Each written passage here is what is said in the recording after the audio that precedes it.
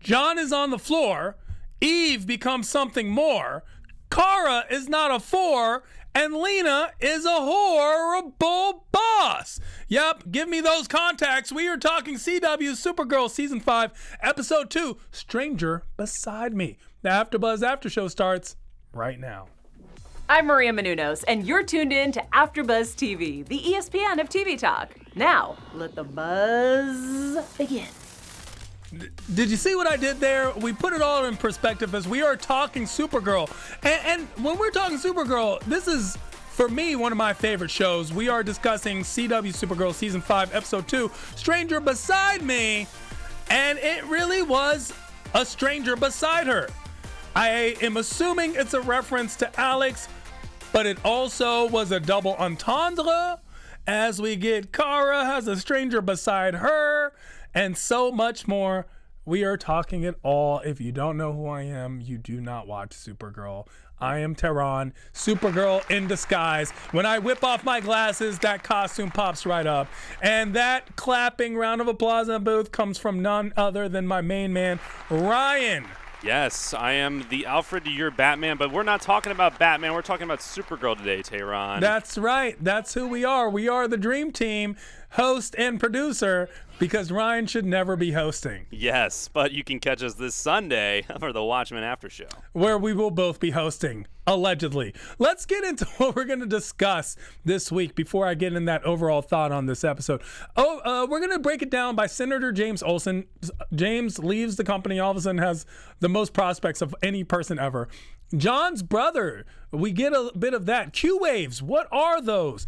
Hope, morality, empathy, and logic. Yeah, hopefully we get more of that. Project Non Nocere, do no harm. This is Lena becoming a supervillain, by the way. Tess captured. Brainy and Alex talk love. Predator versus Alien. And I mean John Jones's brother basically against every single person. Kelly versus Alex, even though they're in love. Kara versus Day. That is a storyline that we need to investigate on its own. Get what I did there? Investigative journal. Okay, no. And news and gossip. We have some really good stuff. Our special segment, Shiros, where we highlight a true Supergirl in the real world. Predictions and much, much more. You're going to want to stay tuned. Let's get into those overall thoughts. Supergirl, this episode was phenomenal. Now, did it have those loopholes that a lot of Supergirl shows do? Yeah, of course. There are times where I'm looking at the superheroes like, use your powers. Why are we not using our powers correctly? But then again, it wouldn't be Supergirl if they always did. We get a lot of info, like this whole concept of Martianalities coming to life, where we're getting a lot more insight into that Martian world. And we're getting a lot of storylines that I'm following very closely on my own personal end. I want to know more about Andrea Rojas and what this secret project is that William has against her or for her. We don't know who William really is. We keep getting tidbits. And then as soon as we think we've got this guy figured out, boom, there's another layer to that onion. And it almost made us cry this time. And I'm definitely shipping Kelly and Alex, but is Kelly gonna do more harm than good? We're gonna find out more. Let's break down Senator James Olsen. James last week, of course, puts in his resignation as Andrea Rojas comes in and takes over. She just takes over Catco all of a sudden. And we're looking at her like, who are you? We didn't even know who she was, but obviously she's a boss and she acts like a boss all the way. James can't do that. Can't have too many cooks in that kitchen, right? So James is like, you know what? I quit. Goes off. We're thinking, what's James going to do? He's basically out of journalism for the next 3 years because of this alleged contract that everyone signed that they didn't even know about. A lot of people in the comments wrote about that, and trust me, it was not left unfounded to us either. However, James now has a bunch of prospects, one of which I think is the true intriguing one. Of course, he gets the call from the Smithsonian to become an executive, but more importantly, there are a group of people who would like to back him to become a senator. James venturing into politics. Very Supergirl as we look into the real world right now. all this political election stuff all seems to be in the air in the Supergirl world and in our real world, to the point where as Kara's walking down the street, as someone's walking down the street, Kara has to save people because they're looking on their phone, and we see that the Obsidian, the entertainment, swallows up the elections. Who cares about this special elections? Obviously, only the people who actually care. So we have to pay more attention to that, and it's something that we need to do in our own temperament, in our real lives as well. So here we get Senator James Olsen. Is that a possibility? Is that something I would like? I don't know. James seems to have this complex where he really does like to be the hero. I know he's doing good, but he loves to save the day. It gives him a rush. It's some adrenaline for him. Also, it validates who he is. There's a lot more to it. I feel like James is the most selfish out of all the heroes. He's the one that's doing it for his own personal reasons. Yes, he does not have a hidden agenda, but no, he's not as giving or selfless as it may seem. He enjoys being the guy. It's kind of like a God complex, but not there yet.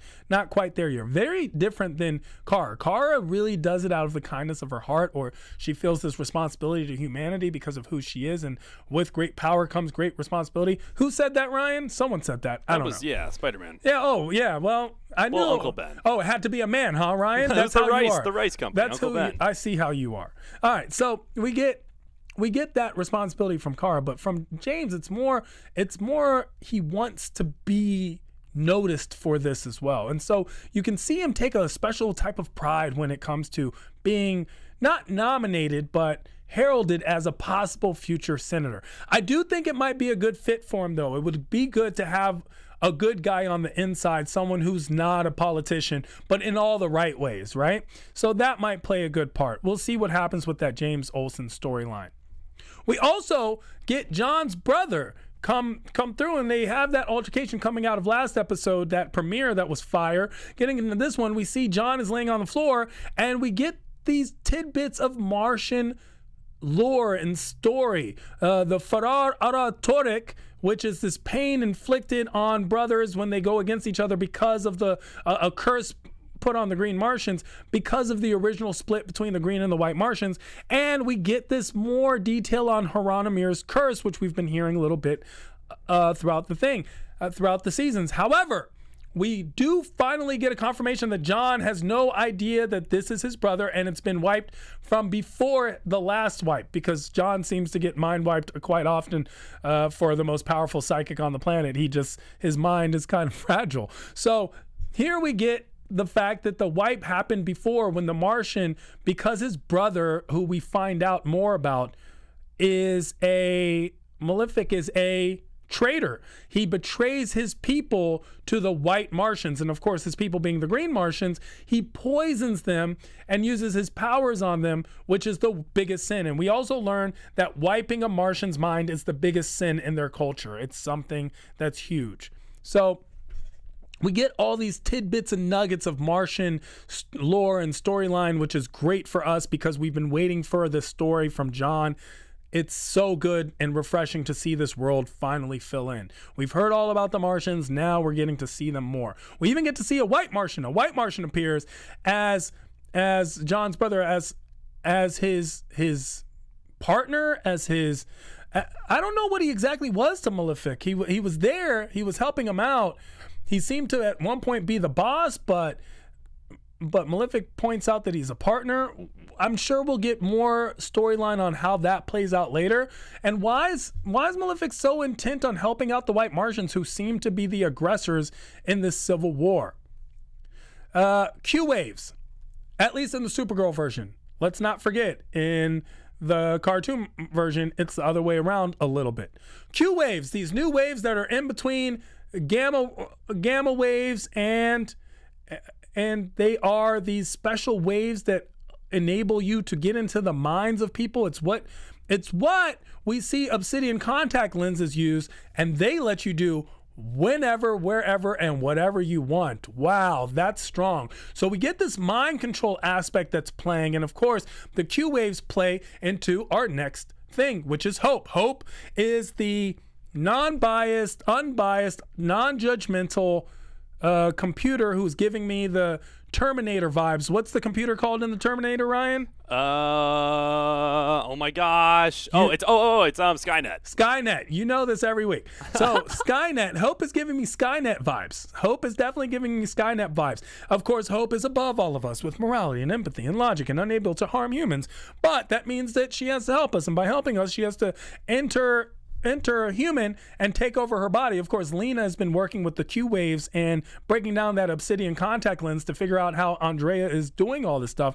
That causes a big conflict between those two as Andrea confronts her about stealing her tech. But she doesn't know that Lena's using it for even more sinister deeds, which is not just making all the people in the world stupid, but making them all super sane. At least her version of super sane, which is to become Hope. She wants to create this do no harm agenda, which she labels Project Non Nocere. Project Non Nocere. In Italian, it means do no harm. I don't know why Italian accents aren't offensive, but they're not. And I don't write the rules, I just read them. So the concept of it is this project, which is the new level of villain. The villain who thinks that they're doing a favor to the world. See, usually villains are all about, hey, I know I'm harming people. It's for my selfish needs, my selfish wants. I have my own agenda. But the new villain, the Thanos, the people who think that they are doing something that's benefiting the world, that their vision of the world is better than what we are capable of because we are incapable of being peaceful or successful on our own. That is where the new villain plays, and Lena has become and definitely fallen into that category. Excuse me. Yeah, I'm allergic to villains, I'll tell you that. Yeah. So, to get to that ends, we have Tess. Tess is captured. We wondered what happened to Tess after last season. Of course, Tess was Lena's assistant, but secretly working for her brother Lex the whole time, betraying Lena, even pointed a gun at Lena and threatened to kill her. And Lena knows that she would have used the gun given the chance. And Tess is trying to do all the things that all the captors do. I don't know why. I didn't have a choice. I promise you I didn't want to. And then she's like, yeah, I did have a choice. I did it. And I wanted to do this because. And that's when we see also Lena tests Tess. That's a tongue twister. Test, and Tess passes. So Lena maps out her brain and is able to find the loyalty aspect of her and inject Hope into her brain. So now Hope is effectively merging, or at least taken over, Lena. We don't know which one yet, but we're thinking it's a takeover, but it may be more of a merger than you think. And that might be what makes Hope extremely dangerous. Because clearly, in my mind, Hope is going to be the future antagonist. We will not be able to stop Hope, and Lena's going to have to come clean to Supergirl. I'll save it for predictions, but you heard it here first. Brainy and Alex. Brainy, of course, is madly in love. And Brainy and Alex talk love. Brainy's in love with Nia, and Brainy and Alex talk that love. We see two relationships going forward and them being absurdly different. Alex doesn't know Kelly as well as she feels like she should, even almost killing her with the blueberry pancakes. And now I don't know if you know anyone that's anaphylactic or anything, but those allergies are real. They're dangerous. So having a blueberry allergy is something Alex and Kelly should have probably talked about, and they haven't. They're so in that honeymoon phase. We also see Brainy and Nia are in this honeymoon phase, except Brainy's not knowing how to get out of it because every little thing that Nia is for, Brainy takes it, and of course in Brainy fashion, takes it to the extreme. Brainy is clearly one of the favorite characters. I'm so glad they made Jesse Graff upped him from recurring to permanent last season, and now he's just a fixture on the show because having him play this role so eloquently, so perfectly, so true to the role, it's so believable. Brainy's just, and Nia says it the best, Brainy's, you are the dumbest, smartest person I know, and I love to watch it unfold. Brainy, of course, finally breaking the ice and being so in love with Nia that every little encouragement she gives, he takes it to the extreme. She had a great breakfast, so he gets her food all day. She says she likes poetry and candlelights. He basically sets the apartment almost on fire with all these candles and has a book full of poetry waiting to go. If only we were all so lucky to find a partner who was so accommodating, loving, and supportive, right? Who knows? But then again, be careful what you wish for. Brainy and Nia, be careful. That might be trouble. Alex and Kelly, they're in this honeymoon period and they're together all the time and making it happen. But thankfully, it comes to play because John Jones' brother takes the form of Kelly and basically is about to trick Alex, but Alex tests her with the blueberry when she gets that feeling and specifically says that when I touched her hand, I could tell it wasn't her because you can't fake that. And then, of course, on the roof when she has to shoot one of them because they're obviously John Jones's brother, Malefic. He has the ability to shapeshift and shapeshifts into Kelly. She chooses based on that unselfish response of against the shoot him concept. So that was how she chose, and she knew which one she was because she knows Kelly's true heart. And even though they don't know everything about each other, they know enough about each other to make it work. Knowing all about each other is what we do best here. So thank you so much for paneling and commenting below. Everyone in the chat, you guys are the best. We appreciate everything you do. You guys are, if not as much, more so a part of this panel than anyone you see on the shows. So thank you all for continuing to make us the ESPN of TV talk. And if you're listening to us on iTunes, make sure to give us 5 stars. We are, after all, the best Supergirl after show on the planet. Yes. And maybe in the universe. Thank you guys for being in our Fortress of Solitude. Please hit that like button and give us 5 stars on iTunes. We actually have a few iTunes reviews, Tehran. I just want to give a brief shout out to. I would love to hear some. We got one from Roxy Stryer. She says, love this after show. Love the deep dive into one of my favorite shows. Thank you so much, Roxy. Another one from NILOY69. Good job. Keep doing it. And we will keep doing it. Well, thank you, Roxy and NILLLL. We appreciate you so much. Keep those comments coming. And of course, Roxy, you're one of my favorites, so you know how that goes. Predator versus Alien. We get John Jones's brother fighting basically everyone at every given turn. They go into the sewer. He's there with this white Martian. The white Martian is super fast, super strong. Somehow gets killed. Wow. John Jones' brother, able to go through walls, able to fly, able to do all the little things that John Jones does. Even though we find out he has a different power, which is Inception, the ability to plant an idea in someone's mind and make it grow, as we know from the movie Inception. So that was taken from him somehow in the Phantom Zone. We don't know that full storyline yet, but I'm sure we will get to know more. This from the traitor, as we're all calling him at this point.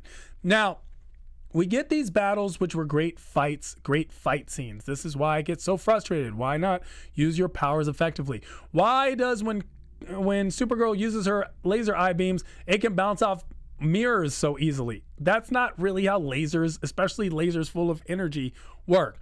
But we, of course, love the fight scenes, and they were really good. And we're getting a lot more special effects this season. So all those special effects, guys, it has not gone unnoticed. Thank you so much, and keep them coming. We appreciate it, Supergirl crew. We appreciate it. We like how we get to see more Martian. And even though there were times where Malefic was Alex or was Kelly or was the little girl, we appreciate just having the metamorphosis idea exist and getting more of that Martian look that comes to play. Now, we also get Kelly going into John Jones's mind and trying to reformulate those memories that are missing. There's a lot going on. So now that we've learned about the existence of the traitor and what the storyline is, we're gonna see John Jones and Malefic. We're gonna see that battle, and I'm wondering how much psychic play is going to come to pass, as they are both probably extremely powerful psychic beings. We also get another tiff between two possible lovers. I think they're going to be in love, but I don't know. Even though I found out this episode that William Day's wife exists and is a lawyer, or allegedly exists, I don't know if it really plays out. But Kara and Day are getting into it because Day, of course, is the consummate kiss ass. He's always kissing up to the boss. But then, right when you think you figured him out, oh, he does Kara's work, and Kara's very annoyed. This is the anti-Kara. Kara's all above board. Everyone needs to know, except of course for the secret of being Supergirl, but all that stuff. And then William Day's under the table. Just everything seems to be a shady deal. Calls a guy from the NSA and has Kara followed. I mean, that's who he is. There's a lot of layers to who he actually represents. And we see he's doing some type of project on Andrea. He's following up on her.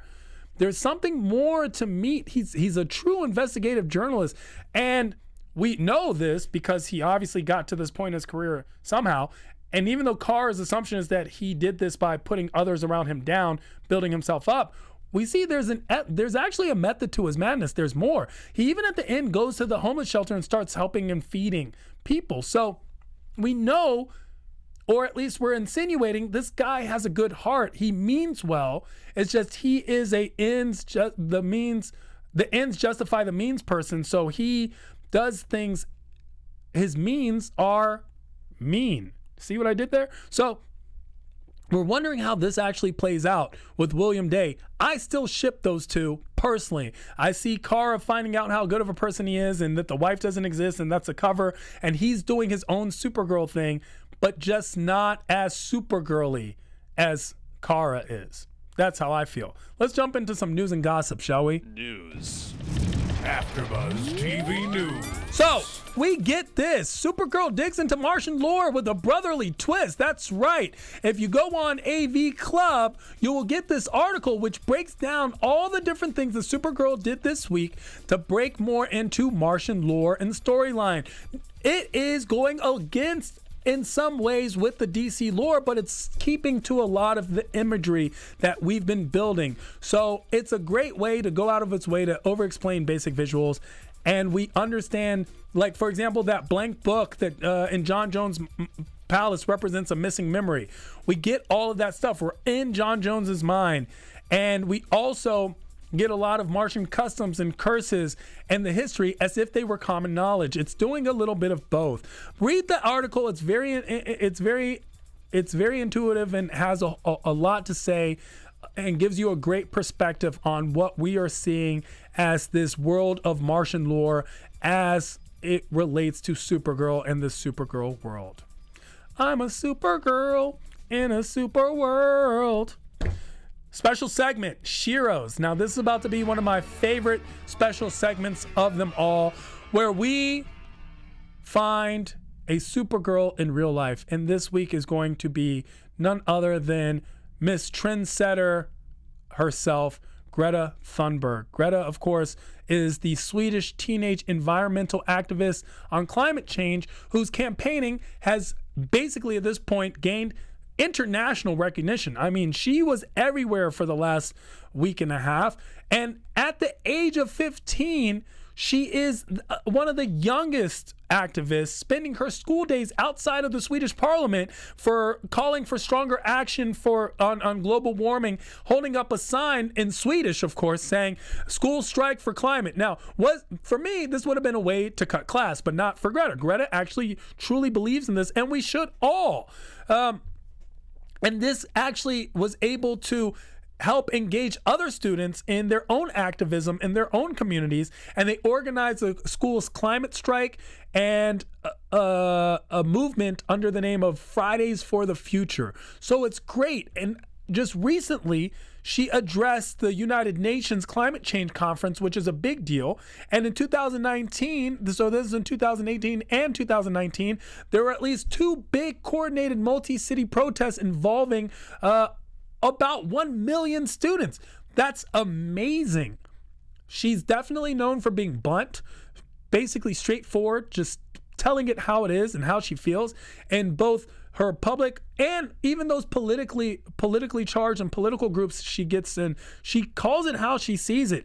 And it's great to see someone so young willing to do so much, because often we see so many people are willing to change the world and yet so few people are willing to simply change themselves. And Greta is doing both. So thank you so much to Greta Thunberg, who was named one of the 100 most influential people of 2019 by Time magazine and was nominated for a Nobel Peace Prize. So at the age of 16, she's done 10 million times more with her life than I ever have and or will. So thank you so much, Greta, for being a Shiro. Let's jump into predictions. Your AfterBuzz TV prediction. Wow. My predictions are going to go with that. Andrea and Lena, that battle is not over. Andrea is not exactly a villain. She's just a person who has her own agenda, and it's not so hidden. She wants a conglomerate. She wants an empire, but it's business, and for the most part, it's legal. It's her idea. She is a Kardashian in that aspect, right? She's Kris Kardashian. On the other hand, Lena is becoming more like Lex than we'd like to admit. Lena has an agenda where she wants to take over the world and reprogram people, and that's not so nice. These two are going to clash, especially after we keep seeing the little clashes that have been going on, and they're in such a close proximity. Something's going to happen. I also say Hope is going to turn completely evil and unstoppable. I said it in the beginning of this episode's after show, and I'm saying it now in predictions definitively. I think Senator James Olsen has a nice ring to it. James runs for Senate, and a lot of things come out as any Senate race does. They get to fighting dirty, and James is like, oh, well, when they go low, we go high, and that might not work so well for James. Also, Tess, that Tess-Hope merger, that's something to look forward to. That's going to be the most dangerous aspect. And I wonder if it's going to affect Brainy and how that's going to play. And of course, we're going to get, I feel, a Kara and Day hookup. I just say they're in love. I'm shipping it all the way. Until then, we'll find out, but you can find me at I Am Tehran all across the board. That's all over social media. And of course, hosting all and paneling on all the after shows that you love so much, because all of your favorite TV shows are my favorite TV shows too. See you guys next week as we talk more Supergirl. Up and away. Our founder, Kevin Undergaro, and me, Maria Menounos, would like to thank you for tuning in to AfterBuzz TV. Remember, we're not just the first, we're the biggest in the world, and we're the only destination for all your favorite TV shows. Whatever you crave, we've got it. So go to AfterBuzzTV.com and check out our lineup. Buzz you later. The views expressed herein are those of the hosts only and do not necessarily reflect the views of AfterBuzz TV or its owners or principals.